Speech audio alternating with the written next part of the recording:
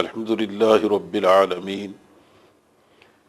والصلاة والسلام علی سید الاولین والآخرین وعلی آلہ واصحابہ ومن تبعہم بإحسان الی یوم الدین اما بعد فاعوذ باللہ من الشیطان الرجیم بسم اللہ الرحمن الرحیم فإما یأتینکم منی ھدی فمن تبع ہدای فلا خوف علیہم ولا هم یحزنون صدق اللہ مولانا العظیم۔ محترم حاضرین و ناظرین، اللہ کا بے حد احسان ہے کہ اس نے جہاں ہماری ضرورتیں پوری فرمائی ہیں، وہاں زندگی گزارنے کے لیے جس چیز کی ہمیں ضرورت تھی اس رہنمائی سے بھی ہمیں بہرہور فرمایا ہے۔ ہمیں اس نے فطری الہام سے نوازا، وجدان کی دولت عطا فرمائی، حواس عطا کیے، عقل عطا کی۔ یہ تمام چیزیں ہماری زندگی گزارنے کے لیے رہنما ہیں، لیکن ہر ایک کی اپنی ایک محدود صلاحیت ہے، ایک خاص وقت تک وہ کام دیتی ہے، اس کے بعد اس سے اگلی رہنمائی کی ضرورت پڑ جاتی ہے۔ عقل سب سے مکمل رہنما ہے، اور اس کے رہنما ہونے میں، اس کے صحیح رہنما ہونے میں کوئی شبہ نہیں ہے، لیکن اس میں بھی کوئی شبہ نہیں ہے کہ وہ انسانی ضرورتیں تو بہت حد تک پوری کر سکتی ہے، لیکن ایک ایسی انسان کی ضرورت جو اللہ کا بندہ بھی ہو اور جسے مسلمان بن کے رہنا ہو، اور وہ جانتا ہو کہ میں اس طرح کا انسان نہیں ہوں جیسے خضر و پودے پیدا ہوتے ہیں اور مل دل کے ختم ہو جاتے ہیں، مجھے اللہ نے ایک خاص مقصد زندگی دے کر پیدا فرمایا ہے۔ اب اس کی انتہائی ضرورت، بلکہ پہلی ضرورت یہ ہے کہ اسے معلوم ہو کہ اللہ نے اسے جو مقصد دیا ہے وہ کیا ہے، اور اس مقصد کو بروئے کار لانے کے طریقے کیا ہیں، زندگی کی اس کے نزدیک تعریف کیا ہے، اور زندگی کا اصل ہدف اور منزل کیا ہے، اس کی نہج کیا ہے، اور اس کے متعلقات کیا ہیں، اس میں جتنی رشتہ داریوں کی ضرورتیں پیدا ہوتی ہیں، جتنے علائق پیدا ہوتے ہیں، ان کی نزاکتیں کیا ہیں۔ ان میں ایک ایک چیز کی رہنمائی کے لیے ظاہر ہے کہ عقل تو کام نہیں دیتی۔ عقل صرف ان چیزوں میں کام دیتی ہے جن کا تعلق معقولات سے ہے، لیکن جن کا تعلق اللہ کی رضامندی یا اس کی ناراضگی سے ہے،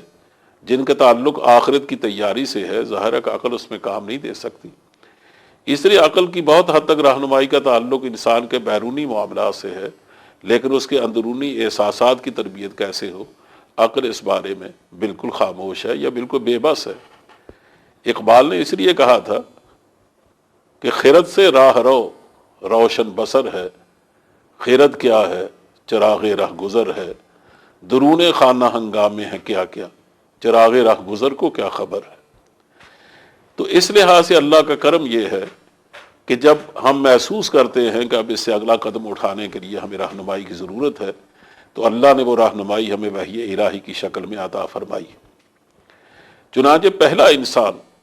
حضرت آدم علیہ السلام کے نام سے جب ان کو زمین میں بھیجا گیا، تو اللہ نے جس طرح ان کو باقی نوع انسانی کا باوا بنایا اور ان کو جد امجد بنایا، اسی طرح ان کو پہلا رسول بھی بنایا۔ اللہ نے اس پر اپنے صحیفے اتارے، اپنی رہنمائی اتاری، اپنی وحی اتاری، ان پر فرشتے اترتے رہے، اور اس زمانے میں اس دور کی ضرورت کے مطابق ابتدائی انسانی ضرورتوں کے حوالے سے جیسی رہنمائی ہونی چاہیے تھی اس کا ان پر نزول ہوتا رہا۔ اس لیے ان کو واضح طور پر رہنمائی دی گئی کہ زمین میں تمہاری ضرورتوں کا سامان ہم نے کر دیا ہے، اس لیے اپنی ذاتی ضرورتیں تو تمہیں زمین ہی سے پیدا کرنی، لیکن جہاں تک اس بات کا تعلق ہے کہ اپنے اللہ کو کس طرح راضی کرنا ہے اور اس زندگی کو گزارنا کیسے ہے جو اللہ نے جس کا خاص طریقہ بتایا، تو اس کے لیے رہنمائی ہمارے پاس سے آئے گی۔ فَإِمَّا يَأْتِيَنَّكُم مِّنِّي هُدًى، تو جب تمہارے پاس ہماری طرف سے ایک رہنمائی اترے، تو یہ بات یاد رکھنا کہ فَمَن تَبِعَ هُدَايَ فَلَا خَوْفٌ عَلَيْهِمْ وَلَا هُمْ يَحْزَنُونَ، تو جو میری ہدایت کی پیروی کرے گا اس کے لیے نہ دنیا میں غم ہوگا اور نہ کوئی خوف ہوگا، نہ آخرت میں کوئی حزن ہوگا۔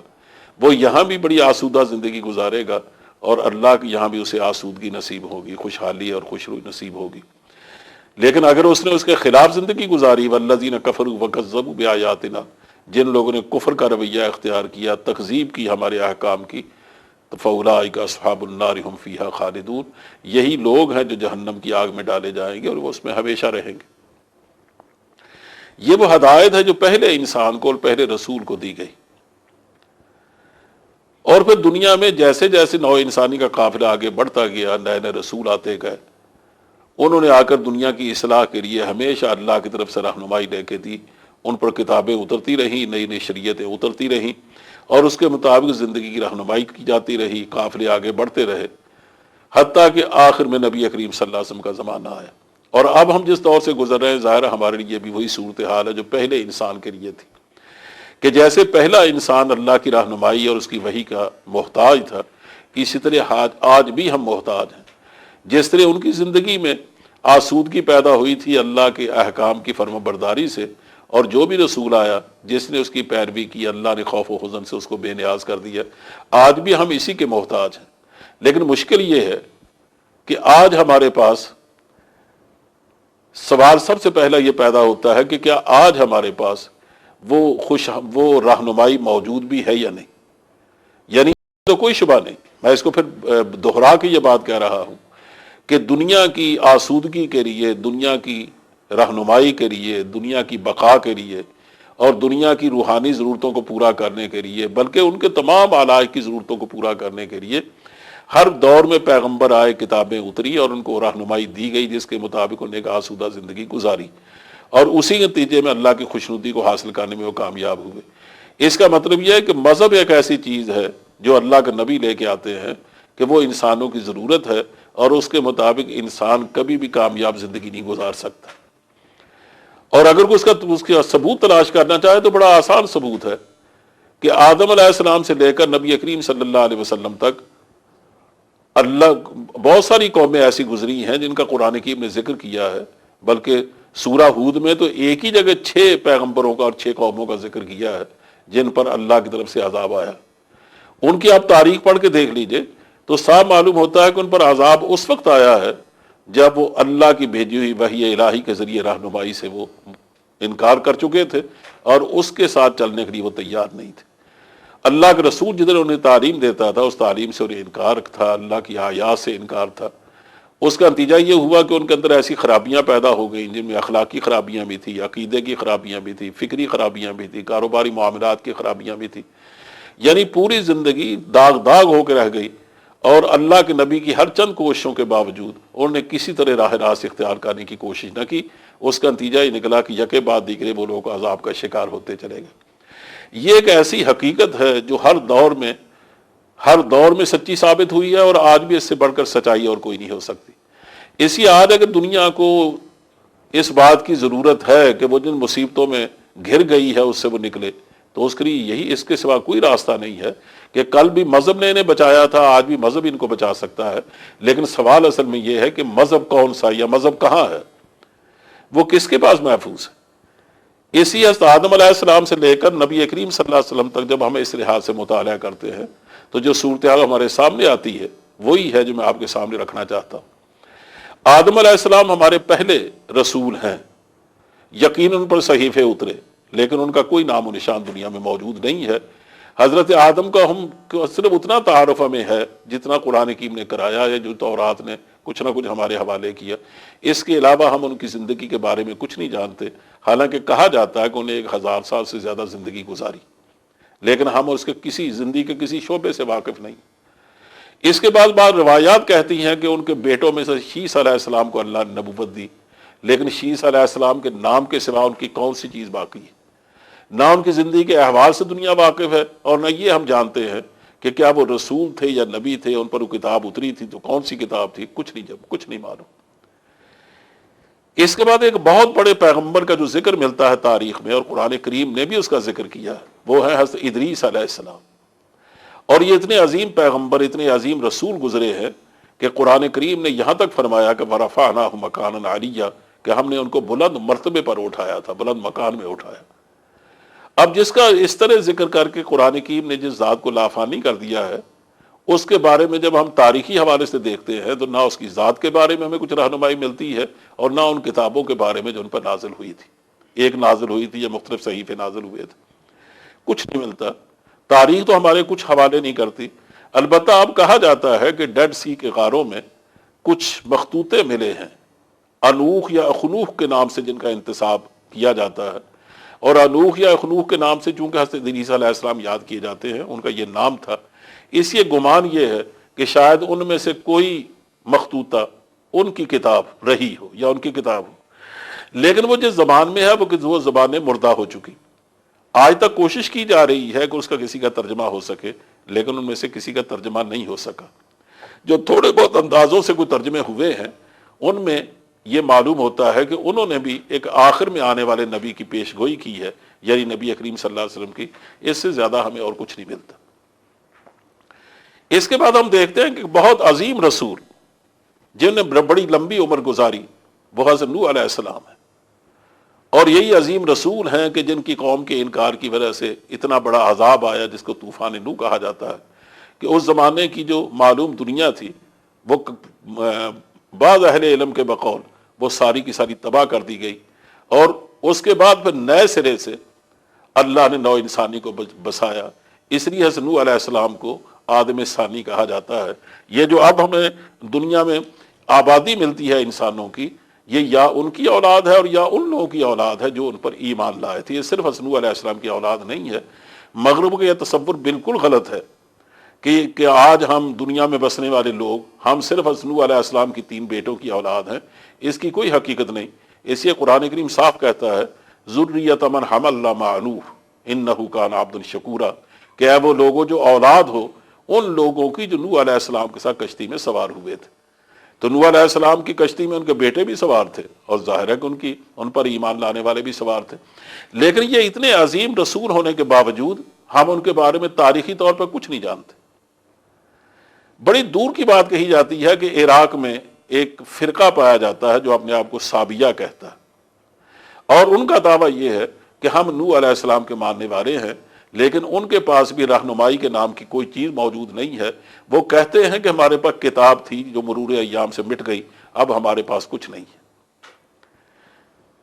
اسی طرح ہم جب آگے بڑھتے ہیں تو ابراہیم علیہ السلام کا نام سب سے محترم سمجھا جاتا ہے، اور آج بھی جو بڑے بڑے دین ہیں اور بڑے مذہب ہیں وہ 3 سمجھے جاتے ہیں، یہودیت اور عیسائیت اور اسلام، اور تینوں اپنا انتساب حضرت ابراہیم علیہ السلام کی طرف کرتے ہیں۔ حضور کی تو بعثت ہی ملت ابراہیم پر ہوئی ہے، اس لیے آپ جس طرح اللہ کے رسول ہیں اسی طرح آپ ملت ابراہیمی کے مجدد بھی ہیں۔ اور باقی دونوں مذاہب بھی وہ بھی بہت احترام کے ساتھ ان کا نام لیتے ہیں۔ یہودی تو ظاہر ہیں ہی ان کے پوتے کی اولاد، اور اس طرح عیسائی بھی ظاہر ہے وہ بنی اسرائیل ہی سے، وہ بھی بنی اسرائیل سے نکلی ہوئی ایک بھیڑ ہے، تو اس لیے وہ دونوں ان سے الگ نہیں ہیں۔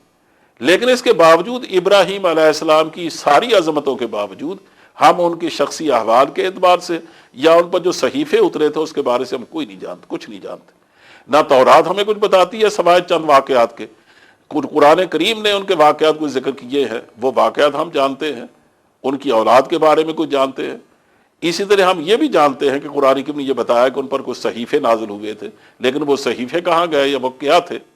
ان میں سے کسی چیز سے ہم واقف نہیں۔ ہمارے ہندوستان میں سب سے قدیمی مذہب ہندوؤں کا دعویٰ ہے کہ ہمارا ہے، لیکن ان کو بھی آپ دیکھیں تو جن لوگوں کی طرح وہ مذہب منسوب کیا جاتا ہے، خود ان لوگوں کے بارے میں ہم کچھ نہیں جانتے۔ یعنی یہ کوئی معلوم نہیں ہے کہ ان کے وید کس پر نازل ہوئے۔ ان کی جو مشہور کتابیں یا 3 سمجھی جاتی ہے، جن کو اپنشد کہا جاتا ہے، پران کہا جاتا ہے اور وید کہا جاتا ہے، ان تینوں کے بارے میں کچھ نہیں معلوم یہ کس پر نازل ہوئی، کسی ایک نبی پر اگر وہ نبی تھے، یا کئی نبیوں پر، یا اس کو خود لوگوں نے آپ لکھا تھا۔ لیکن اس کو بھی دیکھیں تو اس میں کوئی رہنمائی انسانوں کے لیے نہیں ملتی جو آج کے دور کے انسان کو واقعی ان کی ضرورتوں کو پورا کرنے والی ہے۔ البتہ پران جو ان کی ایک کتاب ہے، یہ پران کا نام وہی ہے جس کو ہم اردو زبان میں پرانا کہتے ہیں۔ اس میں ایک دلچسپ بات ڈاکٹر حمید اللہ صاحب مرحوم نے لکھی ہے۔ وہ فرماتے ہیں کہ اس میں ایک خبر دی گئی ہے، بلکہ پیش گوئی کی گئی ہے نبی کریم صلی اللہ علیہ وسلم کے بارے میں، اور یہ کہا گیا کہ آخری زمانے میں ریگستان سے ایک شخص اٹھے گا اور جس کو اپنے وطن سے نکلنا پڑے گا، اور وہ شمال کی طرف نکلنے پر مجبور ہوگا، وہاں جا کر رہنے پر مجبور ہوگا۔ اس کی ماں اس کا نام جو تجویز کیا گیا ہے وہ یوں سمجھیے کہ آمنہ کا ترجمہ ہے، اور اس کے باپ کا نام اللہ کا غلام یعنی عبداللہ کا ترجمہ کیا گیا ہے۔ اور مزید یہ کہا گیا ہے کہ پھر ایک وقت آئے گا جب وہ اپنے لوگوں میں سے 10,000 لوگوں کو ساتھ لے کر دوبارہ اپنے وطن کو فتح کرے گا، اس پر فوج کشی کرے گا اور اس کو فتح کرے گا۔ اور یہ بھی کہا کہ اس کی فوجیں اتنی عظیم ہوں گی کہ اس کے رتھ کو اونٹ کھینچیں گے اور وہ اونٹ آسمانوں تک پہنچ جائیں گے۔ معلوم ہوتا ہے اس میں فتح مکہ کی طرف اشارے ہیں اور ساتھ ہی شاید معراج کی طرف بھی اشارے ہیں۔ تو یہ ہمیں جو سمجھا جاتا ہے کہ یہ سب سے قدیم مذہب، اگرچہ یہ تسلیم شدہ بات تو نہیں ہے لیکن تسلیم کر بھی لیا جائے تو اس کی کوئی حقیقت نہیں ہے، اس لیے کہ رہنمائی نام کی کوئی چیز ان کے پاس نہیں ہے۔ اسی طرح بہت پرانے مذاہب میں سے مہاتما بدھ کا نام لیا جاتا ہے، اور بدھ کے بارے میں اگر آپ خود پڑھیں تو آپ محسوس کریں گے کہ وہ اگر اللہ کے نبی ہوتے، یا جیسے کہا جاتا ہے ہاں ہو سکتا ہے کہ وہ اللہ کے نبی رہے ہوں یا اللہ کے نبی ہوں، لیکن آج ان کی تعلیمات کم از کم ایک پیغمبر کی تعلیم نہیں ہے، اس لیے کہ ان کی تعلیمات میں توحید نام کی کوئی چیز نہیں ہے۔ حالانکہ کوئی پیغمبر ایسا نہیں آیا جس نے اپنے آغاز نبوت ہی سے جو تبلیغ و دعوت کا کام کیا ہے تو اس کی ابتدا ہمیشہ توحید ہی سے ہوئی۔ اور مہاتما بدھ کے سوائے بت پرستی کے، ان کے اپنے مجسمہ کی پوجا کے، اور ظاہر کوئی چیز ہمارے پاس نہیں۔ باوجود اس کے کہ ان کا مذہب دنیا میں سب سے زیادہ پھیلا، آج بھی جاپان، تبت اور چائنا اور یہ اپنے برما کا علاقے میں ان کا مذہب باقی ہے، اور کروڑوں ان کے ماننے والے موجود ہیں، لیکن ان کے پاس نہ ان کی کوئی کتاب موجود ہے اور نہ ان کی زندگی کے حالات بھی موجود نہیں، اور جو کچھ ہے وہ سوائے زنوں کو مان کے اور کچھ نہیں۔ اسے چائنا میں کنفیوشس کے نام سے ایک بہت بڑا مسئلہ گزرا ہے، اس کی بعض باتوں کو دیکھ کر کبھی شبہ ہونے لگتا ہے کہ ہو سکتا ہے وہ اللہ کے نبی ہوں، کیونکہ ان کے بارے میں یہ کہا جاتا ہے، ان کا ایک قول دہرایا جاتا ہے، وہ بالکل ترجمہ ہے حضرت صلی اللہ علیہ وسلم کے اس قول کا کہ لا یؤمن احدکم حتی یحب لاخیہ ما یحب لنفسہ۔ تو ایسا بھی ہو سکتا ہے، تو بعض وقت تبارد بھی ہو سکتا ہے کہ ایک اچھی بات بعض وقت دوسری کی طبیعت میں بھی آ جاتی ہے، لیکن یہ بھی ہو سکتا ہے کہ وہ اللہ کے نبی ہوں، اللہ بہتر جانتا ہے۔ لیکن بہرحال آج جو کچھ انہوں نے پیچھے چھوڑا ہے اس میں ایسی کوئی بات نہیں ہے جس سے قوم لوگ فائدہ اٹھا سکیں۔ اسی طرح ایران میں کہا جاتا ہے کہ زردشت نام سے ایک پیغمبر اٹھے، ہو سکتا ہے وہ اللہ کے نبی ہوں، اس کے امکانات زیادہ ہیں، لیکن ان پر ظاہر کتاب اتری، لیکن ان کی کتاب میں سے کچھ بھی ہمارے پاس نہیں ہے۔ کہا جاتا ہے ان کی کتاب کا نام اوستا تھا، وہ زند زبان میں پڑھی جاتی تھی، لیکن جب دوسری قوموں نے آ کر ایران پہ قبضہ کر لیا، زبان بدل گئی، پھر اس کا ترجمہ انہوں نے پازند میں کیا، کیونکہ اس کے جاننے والے سوائے چند لوگوں کے اور کو باقی نہیں رہا تھا۔ تو وہ کتاب ایک بڑی کتاب تھی، لیکن اب بقول بعض محققین کے کہ اس کا 10واں حصہ کچھ پایا جاتا ہے، لیکن اس میں بھی رہنمائی نام کی کوئی چیز نہیں ملتی۔ البتہ اس میں ایک دلچسپ چیز یہ ہے کہ انہوں نے ایک قول ان کا ملتا ہے کہ میں دین کو مکمل کرنے کے لیے نہیں آیا، میرے بعد ایک آئے گا جو دین کو مکمل کرے گا اور اس کا نام رحمت للعالمین ہوگا، یعنی اللہ کی دنیا جہان والوں کے لیے رحمت بن کے آئے گا۔ یہ ان کا ایک دلچسپ قول ہے۔ اس کے بعد ہم سامی قوموں میں جو بڑے مذاہب دیکھتے ہیں وہ ظاہر ہے کہ وہ آپ سب لوگ جانتے ہیں، ان میں زیادہ عظیم نام اور بڑا مشہور نام حضرت موسیٰ علیہ السلام کا ہے،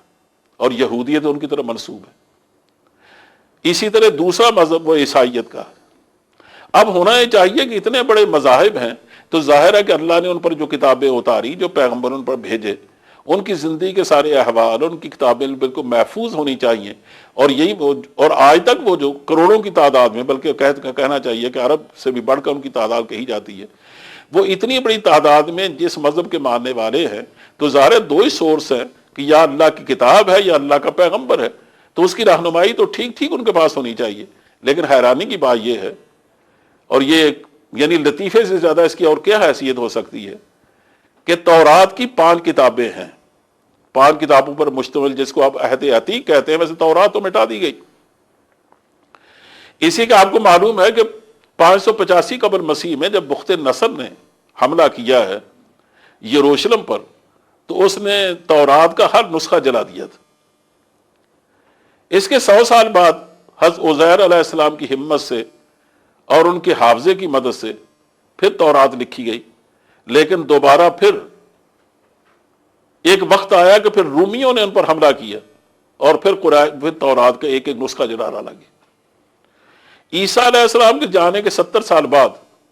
پھر ان پر ٹیٹس نے حملہ کیا تو اس نے بھی تورات کے تمام نسخے جلا ڈالے اور ہیکل سلیمانی کو تباہ کر دیا۔ اس کے بعد نہ ہیکل سلیمانی آج تک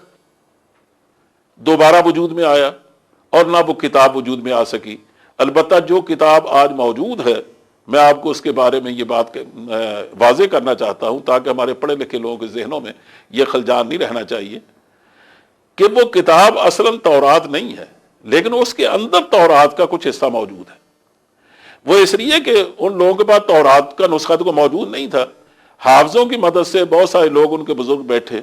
ان کا کوئی مورخ یا چند مورخوں نے جب اس کو لکھنا شروع کیا تو اصلاً تو وہ حضرت موسیٰ علیہ السلام اور بنی اسرائیل کے حالات لکھتے ہیں، لیکن درمیان میں وہ جب یہ کہتے ہیں خداوند خدا یہ کہتا ہے تو اس میں کوئی نہ کوئی آیت یا چند آیتیں وہ تورات کی نقل کرتے ہیں۔ اس لیے جہاں آپ یہ دیکھیں گے کہ اس میں خداوند خدا کہہ کے آگے کچھ کہا گیا ہے تو وہ یوں سمجھ لیجئے کہ وہ تورات کا حصہ ہے، لیکن باقی وہ تاریخ ہے بنی اسرائیل کی۔ تو اس لیے میں کہتا ہوں کہ اس کے اندر تو ہمیں تورات کے کچھ حصے ملتے ہیں اور قرآن کریم انہی کی تصدیق بھی کرتا ہے، اور ان میں بھی وہ کہتا ہے کہ انہوں نے بہت سا کچھ تحریف کی اور ترمیم کر ڈالی ہے۔ یہ تو حال ہے ان کتابوں کا، بلکہ اس سے بھی دلچسپ بات یہ ہے کہ 5 اس کی کتابیں ہیں، جن میں کتاب پیدائش ہے، کتاب خروج ہے، کتاب قانون ہے، کتاب العدد ہے اور کتاب تثنیہ ہے۔ یہ 5 اس کی کتابیں جس کو عہد عتیق کہتے ہیں۔ لیکن یہ کتنی عجیب بات ہے کہ کئی 100 سال تک عہد عتیق آخری کتاب سے خالی رہا۔ 600 سال کے بعد جا کر یہ کتاب کسی غار سے ملی، اور جس کو ملی اس نے جا کر اپنے وقت کے بادشاہ کو دی تو انہوں نے تحقیق کر کے بتایا اس کے محققین نے کہ یہ تو تورات کا حصہ ہے۔ اب آپ اندازہ کریں کہ جس کتاب کا یہ حال ہو اس کے بارے میں کیا اندازہ لگایا جا سکتا ہے، یہ کیا کہا جا سکتا ہے اس کا کتنا حصہ محفوظ ہوگا۔ اور جہاں تک انجیل کا تعلق ہے، آپ جانتے ہیں کہ یہ پہلے 70 انجیلیں تھیں جن کو 70 آدمیوں نے الگ الگ لکھا تھا، اور ان میں سے کسی نے بھی عیسیٰ علیہ السلام کو نہیں دیکھا تھا جو اس کے راوی تھے۔ یہ آخر انجیل تو ان پر ایک اتری، یہ 70 کیسے ہو گئی؟ اس لیے کہ اصل جو انجیل اتری ان پر وہ نہیں لکھی گئی، بلکہ یہ ان کے حالات لکھے گئے، ان کے ضمن میں انجیل لکھی گئی۔ والٹیئر ایک فرانس کا ایک مورخ گزرا ہے، اور یہ تو خیر عیسائی اس کو بڑا بدماش کہتے ہیں، لیکن بعد وہ یہ بات کہتا ہے کہ ایک دفعہ کلیسا کو خیال ہوا کہ ہمیں کچھ کرنا چاہیے، لوگ اس بارے میں بڑے تردد کا شکار ہیں کہ ایک انجیل 70 میں کیسے بٹ گئی۔ چنانچہ انہوں نے اس کا راستہ یہ نکالا کہ اپنی عبادت گاہ کے قریب ایک میز پر 70 اس کے نسخے رکھ دیے گئے اور اس کو ہلایا، چنانچہ اس میں جو گر گئے سمجھ لیا گیا کہ یہ غلط ہے، اور جو باقی بچ گئے وہ سمجھ لیا صحیح ہیں، اور وہ باقی بچنے والے 4 تھے۔ اب 4 کے بارے میں آپ اندازہ کر سکتے ہیں کہ ایک انجیل ظاہر ہے 4 میں تو تقسیم نہیں ہو سکتی، 4 کیسے ہو گئے؟ اور پھر یہ بہت لمبا عرصہ نہیں گزرا، جنگ عظیم سے پہلے جب جرمنوں نے باقاعدہ اس پر تحقیق کی اور انہوں نے سوچا کہ اصل جو انجیل تھی وہ تو آرامی زبان میں تھی، وہ تو مٹ گئی۔ اس کے بعد اس کے ترجمہ ہوا سریانی زبان میں۔ اب قدیم سے قدیم کو نسخہ میں مل سکتا، وہ سریانی زبان میں مل سکتا۔ چنانچہ جتنے نسخے دنیا میں سریانی زبان کے تھے وہ سارے اکٹھے کر لیے گئے۔ ان کو جب آپس میں ٹیلی کر کے دیکھا گیا تو ان جرمنوں کی تحقیق کا نتیجہ یہ ہے کہ اس میں 2 لاکھ روایات کے اختلافات تھے جو ان میں باہم پائے جاتے ہیں۔ اس سے آپ اندازہ کر سکتے ہیں کہ آج دنیا کے پاس مذہب کے نام کے حوالے سے جو کچھ پایا جاتا ہے، اور ظاہر ہے کہ مذہب 2 چیزوں کا نام ہے جو میں پہلے بھی کہہ چکا ہوں، یا اللہ کی کتاب ہے اور یا اللہ کے رسول کے حالات ہیں، کیونکہ اللہ کی کتاب ہمیشہ اصول لے کے آتی ہے، اور اپنے وقت کا جو پیغمبر ہوتا ہے وہ اس کو عملی شکل دیتا ہے، وہ اس کے مبہمات کو کھولتا ہے، اس کی اجمالات کی تفصیل بیان کرتا ہے، اس کی تھیوری کا وہ انطباق دے کر اپلائی کر کے دکھاتا ہے، اور اس کے باقاعدہ اس کے مطابق ایک انقلاب برپا کر کے سوسائٹی بنا کر معاشرہ کھڑا کر کے دکھاتا ہے کہ یہ ہے اصل میں وہ چیز جس کو میں لے کے آیا ہوں، اور تمہیں اسی کو آگے نسل بعد نسل منتقل کرنا ہے۔ یہ ہر پیغمبر کا ہر دور کا یہی کام رہا۔ عیسیٰ علیہ السلام آخر میں اسی کام کے لیے آئے، اور سب سے بعد نبی کریم صلی اللہ علیہ وسلم تشریف لائے۔ حضور تشریف جب لائے ہیں تو ظاہر ہے جو کچھ میں نے آپ سے عرض کیا ہے پہلے مذاہب کے حوالے سے، ان میں سے ہر مذہب کا یہی حال تھا، اور اگر یہ حال نہ ہوتا اور مذہب دنیا کی ہدایت کا سر و سامان کر سکتا تو حضور شاید ابھی نہ آتے، کیونکہ آخری رسول کو تو اس وقت آنا تھا جب اس کی ضرورت ہوتی، اور جب آخری رسول آیا بھی یقین اسی وقت جب انسانی بگاڑ اپنی انتہا کو پہنچ چکا تھا، اور اس بگاڑ کو سلجھانے کے لیے وقتاً فوقتاً جو وحی الہی اترتی رہی تھی وہ اپنی اصل شکل میں باقی نہیں رہی تھی۔ نبی کریم صلی اللہ علیہ وسلم تشریف لائے تو اللہ نے ان کو یہ دونوں چیزیں عطا فرمائی، ان پر کتاب اتاری اور اس کے بعد آپ نے اپنی سنت کی شکل میں اس کی تفصیلات مہیا کی۔ ہم جب اس کو دیکھتے ہیں تو ایسا لگتا ہے کہ آدمی اچانک نکل کر روشنی میں آ جاتا ہے۔ یعنی حضور نے جو قرآن دیا ہے ہمیں، وہ آپ نے اپنی زندگی میں اس کو اس طرح مرتب کرایا کہ جو سورت اترتی تھی وہ آپ قرآن نماز میں اس کی تلاوت فرماتے تھے، پھر دوسرا مرحلہ یہ تھا کہ اس کو لکھوا دیتے تھے، اور تیسری بات یہ تھی کہ اسی کے مطابق اس کو حفظ کرواتے تھے۔ اس لیے آن حضرت صلی اللہ علیہ وسلم جب دنیا سے کوچ فرمایا ہے تو اندازہ فرما سکتے ہیں کہ حفاظ کی تعداد کتنی بڑی تھی کہ صرف ایک جنگ یمامہ میں شہید ہونے والے کی تعداد 400 حفاظ پر مشتمل تھی۔ تو چنانچہ ان حفاظ کی تعداد کو دیکھ کر حضرت عمر فاروق چیخ اٹھے اور انہوں نے حضرت ابوبکر صدیق سے کہا کہ ہم تو مجاہدوں کی قوم ہیں، آئے دن جنازے اٹھیں گے، یہ فتوحات کا سلسلہ چلتا رہے گا اور ساری دنیا سے ہماری لڑائیاں ہوں گی، اگر اس طرح لوگ کام آتے رہے تو ظاہر ہے یہ نسل تو ختم ہو جائے گی، تو قرآن کریم کیسے محفوظ رہے گا؟ اس لیے ہمیں ایک مرتب شکل میں، ایک مجلد شکل میں اس کو محفوظ کرنا چاہیے۔ وہ ان کو اس میں تردد تھا، وہ کہتے ہیں محفوظ تو ہے، سینوں میں محفوظ ہے، لوگوں کے اپنے پاس ذاتی طور پر لوگوں نے قرآن پاک لکھے ہوئے ہیں، اس کے لیے کیا ضرورت تھا کہ حکومت اس کو لکھوائے؟ کہیں یہ نہ سمجھ لیا جائے کہ ہم نے شاید زبردستی طور پر اس کو نافذ کر دیا ہے، لیکن اس کے باوجود صدیق اکبر نے اس کو لکھوایا۔ پھر ایک وقت آیا کہ عثمان غنی نے اس کو لکھوا کے پوری اپنی اقالیم میں پھیلا دیا۔ یہ تفصیل میں صرف اس لیے عرض کر رہا ہوں کہ اس سے اندازہ ہو جائے کہ اللہ نے جو کتاب عطا فرمائی تھی اس کی حفاظت میں کوئی شبہ نہیں رہا۔ آج بھی دنیا میں آگے چل کر شاید کسی دوسری نشست میں عرض کروں گا کہ جیسے جرمنوں نے اس کی کوشش کی کہ اس کو جمع کر کے تمام نسخوں کو تو دیکھا جائے اس میں کہیں کوئی کمی بیشی تو نہیں ہوئی، اسی طرح ایسی کوششیں بھی کی گئیں کہ قرآن کریم کے تمام نسخے جو لاکھوں کی تعداد میں جمع کیے گئے ان کو جمع کر کے باقاعدہ دیکھا گیا، اور پھر جب ٹیلی کر کے دیکھا تو سوائے اس کے کہ چند تحریری یعنی چند کتابت کی غلطیاں نکلی، روایت کی ایک غلطی ہمیں نہ مل سکی۔ اور یہ بات کوئی غیر حقیقت پسندانہ نہیں ہے کہ کوئی یہ سمجھے کہ محض یہ دعویٰ ہے اور عقیدت کے زور سے یہ دعویٰ کیا جا رہا ہے کہ اسلام کے سوا کسی اور کے پاس دنیا کے دکھوں کا کوئی علاج نہیں۔ امر واقعہ یہ ہے کہ نبی کریم صلی اللہ علیہ وسلم کے تشریف آوری سے پہلے، قرآن کریم کے نزول سے پہلے جو کوئی دنیا کی حالت تھی، قرآن کریم نے اس پر جو تبصرہ کیا ہے کسی نے آج تک اس سے انکار نہیں کیا۔ قرآن کریم نے یہ کہا تھا ظہر الفساد فی البر والبحر بما کسبت ایدی الناس، کہ بر و بحر میں فساد اتنا ظاہر ہو گیا ہے اور یہ سب نتیجہ ہے لوگوں کے کرتوتوں کا۔ تو لوگوں کے کرتوتوں نے بر و بحر کو فساد سے بھر دیا تھا، اور یہ بگڑے ہوئے کرتوت کیوں تھے؟ اس لیے کہ ان کے پاس رہنمائی کے لیے کوئی چیز موجود نہیں تھی۔ رومن امپائر بظاہر عیسائیت کی دعوے دار تھی، لیکن آپ جانتے ہیں کہ وہ عیسائیت کے نام کو استعمال تو کرتے تھے لیکن حقیقت میں عیسائیت کے نام سے وہ کسی چیز سے باخبر نہیں تھے۔ اس لیے کہ عیسائیت نے، یہ بھی ایک بڑی حقیقت ہے کہ عیسائیت کو ایک ایسے شخص نے خراب کیا ہے جو سرے سے خود عیسائی نہیں تھا۔ یعنی عیسیٰ علیہ السلام کی زندگی میں جس شخص نے ان کی سب سے زیادہ مخالفت کی اور پیش رہا آپ کی مخالفت میں، یہ کوئی کہنے کی بات نہیں، عیسائی بھی جانتے ہیں کہ اس کا نام سینٹ پال ہے۔ لیکن ان کے جانے کے بعد میں کوئی بات سخت بات نہیں کہنا چاہتا، اللہ سے محفوظ رکھے، کہ ان حضرت عیسیٰ علیہ السلام کی دنیا سے اٹھائے جانے کے بعد انہیں نہ جانے کیا محسوس کیا کہ کچھ ہی عرصے کے بعد نے دعویٰ کیا کہ میں نے بادل کے پردوں میں یا خواب میں عیسیٰ علیہ السلام کو دیکھا ہے اور میں ان پر ایمان لے آیا ہوں اور انہوں نے مجھے اپنا جانشین بنایا۔ چنانچہ جو ان کے حواری تھے اصل، ان کو تو آہستہ آہستہ انہیں بے دخل کیا، ان کو دور ہٹاتا چلا گیا اور اس قیادت کے منصب پر خود فائز ہو گئے۔ لیکن ہمیں اس پر بھی کوئی اعتراض نہیں، لیکن اصل بات یہ ہے کہ اس نے جو بہت بڑا ایک ظلم کیا عیسائیت پر، وہ یہ کہ عیسیٰ علیہ السلام نے صاف صاف فرمایا تھا کہ میں جو اللہ کی کتاب لے کے آیا ہوں انجیل کے نام سے، اس میں اللہ نے شریعت نازل نہیں فرمائی، اس میں روح شریعت نازل کی گئی،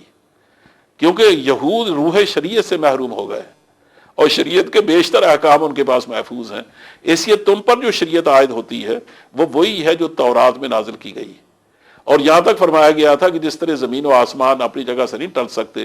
اسی طرح شریعت کے احکام بھی تم سے نہیں ٹل سکتے، یعنی تم بھی اس کے اسی طرح محتاج اور اس طرح پابند ہو۔ لیکن پال نے یہ کیا کہ اس نے صاف انکار کر دیا کہ شریعت اب منسوخ ہو گئی اور عیسائیت میں شریعت نام کی کوئی چیز نہیں ہے، تم صرف چند عقائد رکھو گے اور عیسیٰ علیہ السلام کے کفارے کا عقیدہ رکھو گے، ان کو اللہ کا بیٹا مانو گے، اور چند چیزیں عقائد کے نام سے اس نے دی، کہا ان چیزوں کو تسلیم کر لینے کے بعد تم پکے عیسائی ہو اور تمہیں کسی چیز کی ضرورت نہیں ہے، زندگی جیسے چاہو گزارو۔ یہ میں سمجھتا ہوں وہ دن تھا جب سیکولرزم کی بنیاد رکھی گئی۔ تو اس لیے عیسائیت کے بارے میں تو صاف کہا جا سکتا ہے کہ جب ان کے پاس شریعت تھی نہیں اور عیسائیت کو شریعت سے آزاد کر دیا گیا، تو ان کے پاس رہنمائی کی کیا چیز ہو سکتی تھی؟ چند عقائد، چند فکری قوتیں، اور وہ بھی بگڑی ہوئی قوتیں، یا چند فکری سہارے اور وہ بھی بگڑے ہوئے سہارے۔ ظاہر ہے وہ تو انسانوں کو سہارا نہیں دے سکتے تھے، وہاں تو آئینی ضرورتیں تھیں، قانونی ضرورتیں تھیں، اس طرح ان کی معاشرتی ضرورتیں تھیں، معاشی ضرورتیں تھیں، ان کی عدالتوں کی ضرورتیں تھیں، ایک وسیع نظام ہے زندگی کا جس میں رہنمائی کی ضرورت تھی۔ یہودیت پہلے اس سے تہی دامن ہو چکی تھی، لیکن پھر بھی ان کے پاس کچھ نہ کچھ موجود تھا۔ عیسائیت تو بالکل اس سے تہی دامن بنا دی گئی جب ان کو شریعت سے آزاد کر دیا گیا۔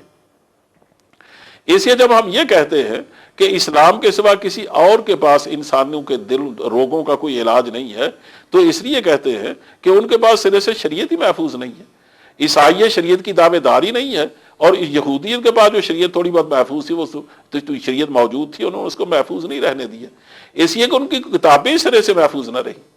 اس کے بعد جب اسلام آیا تو اب یہ کہنا محض دعویٰ نہیں ہے کہ اس کے بعد تمام دنیا کے دکھوں کا علاج ہے اور واقعی بگڑے ہوئے انسان کو وہ انسان بنا سکتا ہے۔ اس کا بڑا آسان جواب یہ ہے کہ نبی کریم صلی اللہ علیہ وسلم نے مدینہ منورہ میں جا کر کوئی لمبا عرصہ نہیں، محض 9 سال کے عرصے میں آپ نے اسلامی نظام کو نافذ فرمایا، عدالتیں قائم فرمائیں، ایک معاشرہ وجود میں لائے، آپ نے سوسائٹی کھڑی کی، آپ نے انسانوں کو اس طرح کا انسان بنایا کہ کسی مورخ نے یہ بات کہی تھی کہ امر واقعہ یہ ہے کہ اگر کوئی اس سے پہلے مدینہ چھوڑ کے جا چکا ہوتا اور اس کے بعد پھر یہ 10 سال کے بعد واپس آتا تو وہ مدینے میں آ کر پہچان نہیں سکتا تھا کہ یہ وہی لوگ ہیں جن کو میں چھوڑ کے گیا تھا۔ یہ تو ایک دوسرے کے خون کے پیاسے تھے، اوس و خزرج ایک دوسرے کا نام لینے کے روادار نہیں تھے، اب یہ ایک دوسرے کے نام لے کر جیتے ہیں، ایک دوسرے کے ہمدرد و غمگسار ہیں۔ انسانوں میں رحمدلی نام کی کوئی چیز ہی نہیں تھی، اب تو سراپا رحم ہے یہ لوگ، اس لیے یہ اللہ سے بالکل اپنا تعلق توڑ چکے تھے، اب ان کا مسجدوں سے نکلنے کو جی نہیں چاہتا۔ یہ لوگ دوسروں کے حقوق ہضم کر کے بھی ڈکار نہیں لیتے تھے، اب حال یہ ہے کہ اپنی حقوق ان کو بخشتے ہیں اور تب بھی ان کو آسودگی نہیں ہوتی، تب بھی اطمینان نہیں کرتے کہ پتہ نہیں میرا بھائی مجھ سے خوش ہوا یا نہیں ہوا۔ ایک بالکل نئی دنیا حضور نے بسائی ہے محض 9 سال کے عرصے میں۔ 10واں سال تو وہ ہے جو اس کے نتائج آپ دیکھ رہے تھے کہ دور دراز علاقوں سے سینکڑوں میلوں سے لوگ چل چل کر ان برکات کو حاصل کرنے کے لیے آ رہے تھے، اور جو لوگ چند دن حضور کی صحبت میں رہ کر واپس جاتے تھے تو اپنے قبیلے میں جا کر جو پیغام دیتے تھے وہ کہتے ہیں لوگوں آج تک تو ہم نے اپنے آپ کو پہچانا ہی نہیں، نہ خدا کو پہچانا نہ انسانیت کو۔ یہ وہ سبق ہے جو اس اللہ کے رسول نے ہمیں دیا ہے کہ اگر تم واقعی ایک اچھی زندگی گزارنا چاہتے ہو تو اس کی لا الہ الا اللہ سے اس کا آغاز ہوتا ہے، اور قرآن پر عمل کرنے سے اس کی انتہا ہو جاتی ہے۔ اور یہ بنیاد جو حضور نے رکھی اس پر اتنا پختہ کر دیا تھا ان کو کہ جب ایک صحابی نے بلکہ بالکل دور دراز سے آنے والے ایک دیہاتی نے حضرت صلی اللہ علیہ وسلم سے یہ پوچھا کہ حضور میں بہت دور سے آیا ہوں، ہو سکتا ہے پھر میں واپس لوٹ کے نہ آ سکوں، اور آؤں تو شاید آپ کو نہ پاؤں، تو مجھے کل لی فی الاسلام قولا لا اسأل عنہ بعدک شیئا، کہ مجھے کوئی ایک بات بتا دیجئے کہ اس کے بعد مجھے کسی اور سے پوچھنے کی، آپ کے بعد کسی اور سے پوچھنے کی ضرورت نہ پڑے۔ تو آپ نے فرمایا کہ قل آمنت باللہ ثم استقم، کہ تو کہہ دے کہ میں اللہ پر ایمان لے آیا اور اس کا مطلب یہ ہے کہ وہ شخص اتنی بات جانتا تھا کہ آمنت باللہ کا مطلب کیا، ایمان باللہ میں پوری وہ زندگی شامل تھی، کہا پھر اس پر استقامت اختیار کر اور دیکھ کبھی ڈولنا نہیں، تو یہی تمہاری زندگی تمہیں آخرت میں بھی سرخرو کرنے اور بچانے کے لیے کافی ہوگی۔ اس لیے اس زمانے کے حالات دیکھتے ہوئے اور آن حضرت کی تگ و دو کے نتائج دیکھتے ہوئے کوئی آدمی بابلہ ہی ہوگا جو انکار کر سکے کہ وہی ایک دین، وہی ایک مذہب تھا جس نے واقعتاً انسان کو انسان بنایا تھا۔ بالکل ٹھیک کہا تھا اکبر نے کہ درفشانی نے تیری قطروں کو دریا کر دیا، دل کو روشن کر دیا، آنکھوں کو بینا کر دیا، خود نہ تھے جو راہ پر اوروں کے ہادی بن گئے، کیا نظر تھی جس نے مردوں کو مسیحا کر دیا۔ اس کا مطلب یہ ہے کہ آج دنیا مذہب کی رہنمائی کی محتاج ہے، اور اگر واقعی ہم اس کے معاملے میں صدق دل رکھتے ہیں اور ہم اس بارے میں سنجیدہ ہیں کہ ہمیں مذہب سے فائدہ اٹھانا اور اس کے بغیر آسودگی حاصل کرنے کی کوئی شکل نہیں ہے، تو اس کا ایک ہی طریقہ ہے کہ ہم اسلام کی طرف پلٹیں، اس لیے کہ اسلام کے پاس رہنمائی زندہ شکل میں موجود ہے اور کسی اور مذہب کے پاس موجود نہیں۔ یہ ہماری ایک ضرورت ہے۔ اب رہی یہ بات کہ یہ دونوں جو سورس ہیں ہمارے، یعنی قرآن کریم اور نبی کریم صلی اللہ علیہ وسلم کی سنت، یہ واقعتاً اسی طرح محفوظ ہیں جیسے نبی کریم صلی اللہ علیہ وسلم ہمارے پاس چھوڑ کے گئے تھے۔ یہ وہ سوال ہے جس کا جواب میں انشاءاللہ اگلی نشست میں دینا چاہوں گا۔ اللہ جو باتیں میں نے کہی اللہ تعالیٰ اسے قبول فرمائے۔ وآخر دعوانا ان الحمدللہ رب العالمین۔